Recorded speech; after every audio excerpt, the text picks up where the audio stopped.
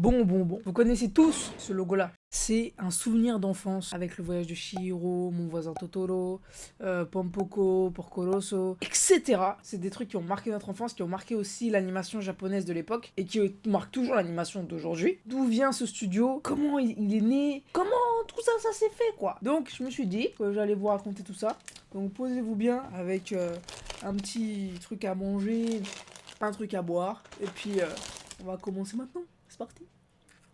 Commençons par le commencement. En 63, Miyazaki rejoint le groupe Toei Animation, qui est un des plus gros studios d'animation de l'époque et aujourd'hui. Ils ont produit des monstres tels que l'anime One Piece et plein d'autres, mais je les ai pas forcément en tête là tout de suite.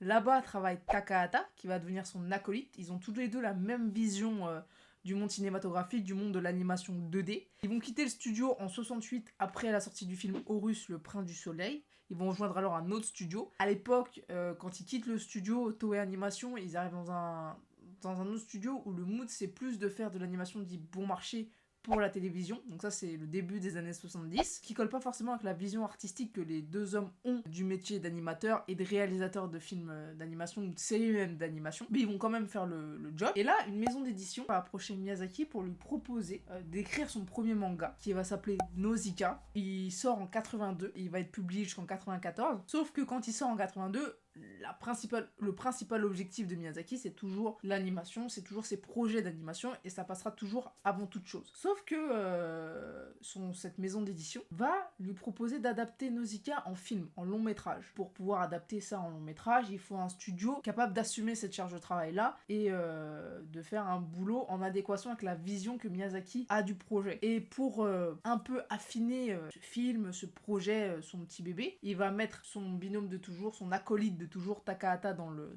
mood, et il va lui proposer d'être producteur du projet, ce que Takahata n'a jamais fait jusqu'à maintenant, mais après plusieurs discussions avec la maison d'édition, il va finir par accepter, et Miyazaki, lui, aura plus le rôle de réalisateur pour le coup. Ils vont alors trouver un studio capable de pouvoir créer ce petit bijou. Ce studio appartient à un ancien collègue à eux qui a aussi travaillé chez Toei Animation, qui a fondé son studio en 1972 et qui porte le nom de Topcraft. Et ce film va alors sortir en 1984 sur grand écran. Ça va très bien marcher, ça va être un vrai succès, du moins pour l'époque. Et après d'ailleurs, tout le monde connaît le film Nausicaa, il va être un peu diffusé dans tous les pays occidentaux. Mais à ce moment-là, c'est un bon succès, ça marche très très bien, ça prouve que les projets de Miyazaki et Takahata fonctionnent, ce qui leur donne de la confiance aussi. Là naît l'idée de créer un petit studio à deux, personnel, afin de pouvoir enfin projeter leur façon de travailler, leur vision des choses, leur envie, surtout du métier et leur passion. Tokuma, qui est la maison d'édition, va alors se poser la question de la suite, tu vois, parce que en fait le problème quand tu crées un film d'animation, film cinématographique, surtout quand c'est le début d'un studio, il faut que derrière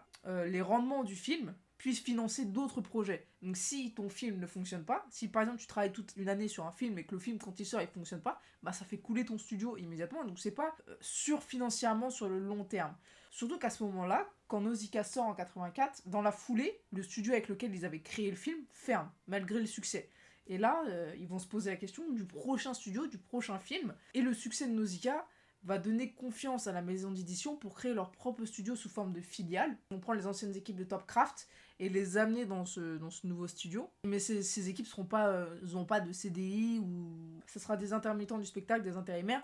Donc en gros, ils sont payés en fonction des projets. Donc Topcraft ferme, ils ont quand même une équipe, ils créent un nouveau studio grâce à Tokuma Shoten. Il faut trouver un nom à ce studio. Takahata et Miyazaki vont alors discuter pour savoir comment l'appeler, quelle appellation lui donner. Et c'est Miyazaki qui aura le dernier mot avec le terme Ghibli, qui signifie le vent chaud soufflant sur le désert du Sahara. Et de base, le terme Ghibli vient de l'aviation italienne, puisque les Italiens appelaient leurs avions de reconnaissance Ghibli. Et Miyazaki étant un fan de l'aviation, il a repris ce terme-là pour nommer le studio, qui veut faire souffler un vent nouveau dans l'animation japonaise de l'époque. Et d'ailleurs, au moment où ils enregistrent Ghibli, avec l'accent japonais, ça devient Ghibli, et du coup c'est plus Ghibli, quand ils s'en rendent compte, il est déjà trop tard, du coup au Japon on prononce Ghibli, et nous on le prononce Ghibli. Bref, qui dit création du studio, dit deuxième film. Donc dans la foulée, en 86, le deuxième film des deux acolytes, en particulier c'est le film de Miyazaki pour le coup, sort au cinéma, c'est Le Château dans le ciel, qui lui aussi aura un énorme succès, dont les recettes vont permettre de financer deux autres films, Tombeau des Lucioles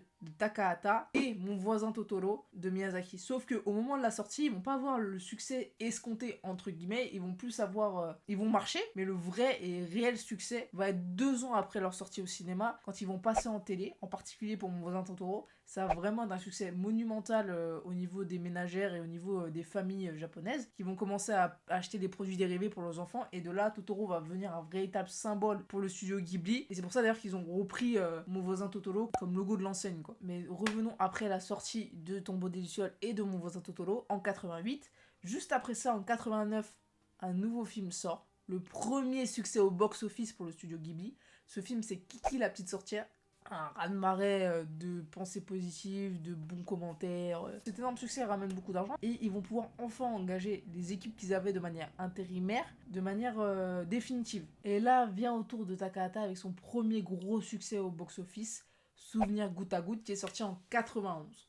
Ils ont tous les deux un bête de succès qui rapporte énormément d'argent au studio et ça va permettre de doubler le salaire de tous les animateurs présents dans le studio. Qui dit doublement de salaire dit justifier ses salaires, parce que du coup ça coûte excessivement cher.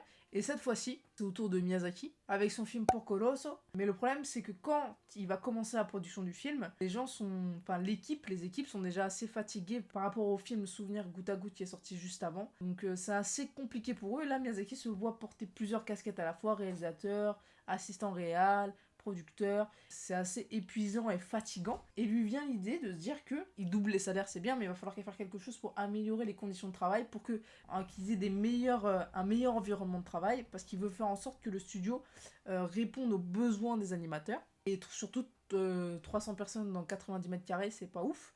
Donc là, il va faire part de l'idée de créer un nouveau studio. Le président qui va immédiatement refuser parce que lui c'est un risque financier qui n'est pas forcément très très utile quand on pense au bien des équipes, bien évidemment. Cependant, il va en parler à quelqu'un d'autre qui lui aussi a des actions dans Tokuma Shoten et qui peut financer le projet, qui lui va accepter, et là va commencer le chantier des nouveaux bureaux en plein cœur de Tokyo. C'est Miyazaki qui va prendre les rênes du chantier, il va créer lui-même les plans, il va valider ou pas si c'est bon ou pas. Et en 92, donc 1 an après, le film Porco Rosso sort enfin au cinéma et le studio est enfin terminé. Donc un énorme espace sur 3 étages de 1000 m², complètement adapté aux besoins du personnel. En 93, ils s'équipent de nouveaux matériaux pour pouvoir améliorer leur technique d'animation et ils créent leur premier téléfilm.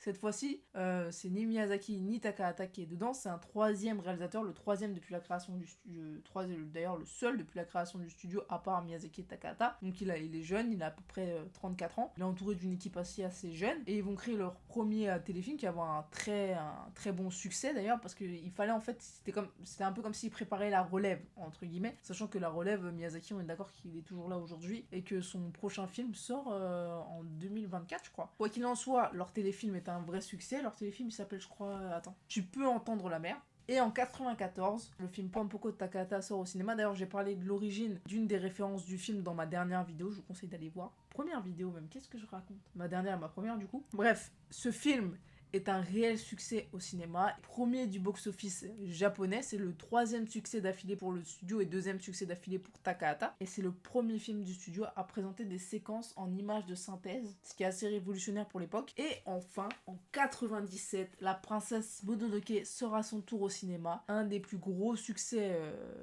aujourd'hui aussi de Miyazaki, puisque tout le monde le connaît. À partir de là, on peut dire que la légende est faite. En gros, à partir de 97, Miyazaki et Takahata, du moins le studio Ghibli, est posé dans le game. C'est une référence même de l'animation. C'est pour ça que je vais pas aller plus loin, même s'il y a d'autres films qui sont sortis entre temps. C'est vraiment un géant de l'animation. J'aimerais bien, peut-être que je vais parler directement de l'histoire un peu de Miyazaki et l'histoire de Takahata, personnellement, leur vie un petit peu. À voir, et j'aimerais bien parler aussi avant eux du papa de l'animation japonaise, qui est lui d'ailleurs le créateur d'Astro Boy, qui est une des références des mangas et de l'animation japonaise.